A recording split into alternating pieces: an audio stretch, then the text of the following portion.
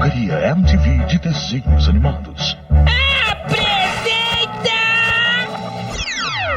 Na verdade, o Fudêncio foi uma encomenda. Na expectativa de fazer uma coisa que fosse do gosto da audiência, a MTV sugeriu que a gente já fizesse uma coisa que fosse nova. E a gente estava a fim de fazer uma coisa nova nessa época também, até porque para dar um novo fôlego, fazer uma coisa com um desenho diferente, uma ideia diferente do que já tinha com a Mega Liga. E aí a gente pensou em alguma coisa que fosse um pouco mais radical ainda que a Mega Liga, que ainda fosse um pouco mais...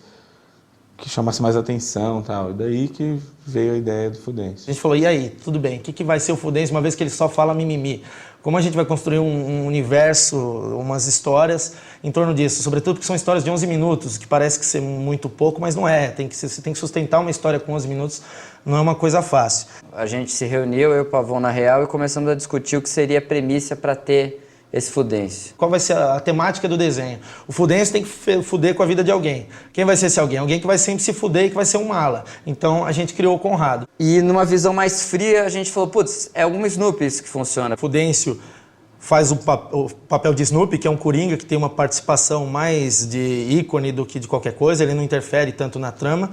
E o Conrado é o Charlie Brown, que só se fode nessa merda. Isso é uma coisa que não podia ter no desenho do Snoopy, mas se o Charlie Brown pudesse falar isso, na época em que foi feito, ele falaria, eu só me fodo nessa merda, ao invés de falar que puxa ou que lástima. Mas os personagens que literalmente ganharam espaço nisso é o Conrado, obviamente, a Funéria, pelo gênio dela, eu acho que o Popoto também pela figura emblemática, você acha que o primeiro humor que todo mundo pega, que é o mais bobo. Eu acho que a gente queria que eles tivessem umas características que fossem diferentes. Então, eu acho que o Zé Maria, assim, é um exemplo legal disso, porque que ele era para ser um cara que, mesmo que ninguém soubesse ao certo se ele é um menininho traveco ou se ele é uma menininha com nome de homem, sabe? E daí a Flávia pegou daquilo para fazer um roteiro, que seria o primeiro que a gente tinha pensado, que era Quiprocó na Lama. É lógico que depois que a Flávia começou a escrever, a coisa começou a tomar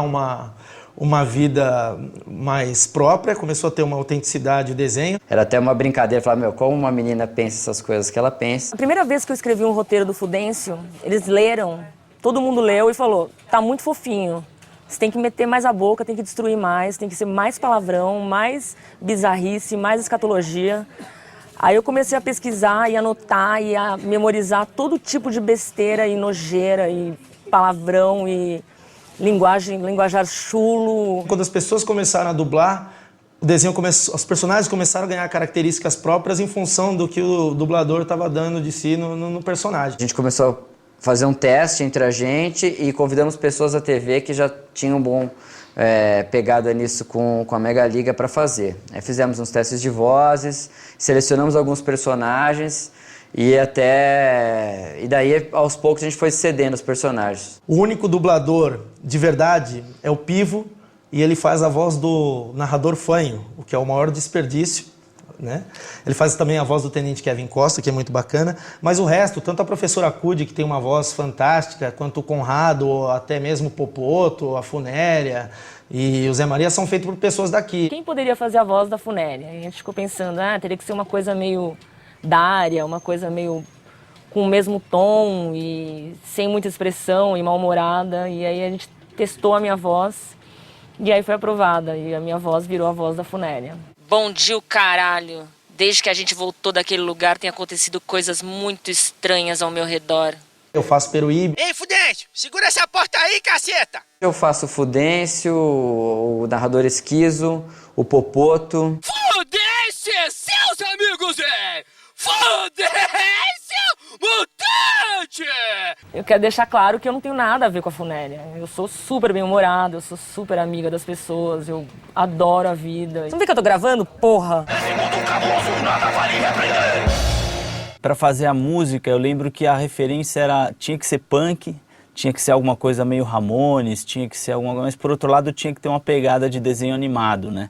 Então foi quando me deram um CD do Mr. Bungle e falaram, é meio essa onda, tal. E eu vim pra cá e eu gravei a música, o instrumental, e gravei uma voz guia né? Porque a ideia inicial talvez fosse chamar um cantor de punk, não sei, o João Gordo, algum cantor que tivesse essa pegada punk, né? Que eu até então nunca tinha feito nada do gênero. E aí eu cantei meio que para ser uma guia mesmo, né? Tira a sala do lugar! Com uma voz meio rouca assim. Quando eu mostrei pros caras, eles gostaram e acabou ficando assim. Tira a sala do lugar, Vuduzento vai falar! Tira a sala do lugar, Vuduzento vai falar! Os efeitos sonoros são a parte mais divertida de você criar em desenho animado, né? A porta abrindo.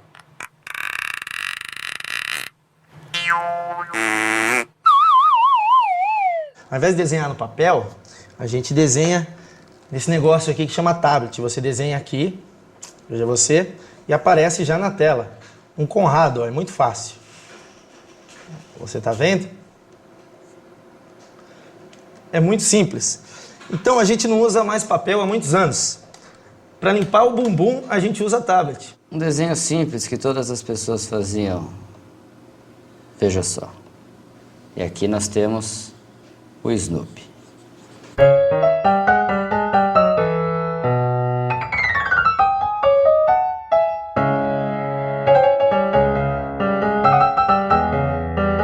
O Fudêncio, ele é um desenho underground, como qualquer coisa que é experimental e que tem a ver com a linguagem da MTV. Ele é underground, ele é simples, ele conversa bem com quem está passando por uma fase rebelde na vida, seja um adolescente, seja uma criança, seja um cara de 30 anos como nós. Antes a gente ficava meio tentando, vamos pegar no South Park, vamos pegar nas referências que a gente tem, e daí a gente ficava meio se prendendo, se podando, meio se criticando em excesso. Aí quando teve a salvadora definição de que a gente era bobo e apelativo, todo mundo se desculpou e falou, putz, é isso mesmo, a gente é bobo, a gente é apelativo. A gente tem carta branca para fazer o que quiser, raramente a gente é tesourado. E às vezes a gente vai para um lado mais comédia, outro lado mais paródia, outro lado mais farsante, outro lado mais emocionante. A gente tem direito a fazer qualquer tipo de experiência. Tem uma liberdade muito grande para criar as músicas. Então, eu recebo geralmente os briefings e eu crio a música e até hoje nunca fui engongado em nada. Então isso me dá muito prazer e muita vontade de continuar fazendo cada vez mais legais essas músicas para os episódios. Um pouco o que a gente faz para chutar o balde mesmo do Fudêncio. Assim, tem um intuito mesmo de dar um passo, né? Tem da família, do South Park, assim, talvez do Beavis, né? Que é um negócio que tem para dar um chuta-balde assim, um pouco maior. Assim. E, logicamente, a gente também corre risco por causa disso, né? A gente fala mal de algumas pessoas, fala um monte de palavrão. A gente critica Chico Buarque, a gente critica a sustentabilidade, a gente critica tudo. Eu lembro que ligou um cara uma vez, mandou um e-mail, um cara do Acre, porque a gente tinha citado o Acre como se fosse o fim do mundo. O que é uma bobagem. O Acre é logo ali, a gente sabe, isso não é... Então eu não sei porque as pessoas levam algumas coisas a sério. Eu lembro de a gente ter assistido logo que o primeiro episódio ficou pronto e falou, putz, esse episódio tá uma bosta.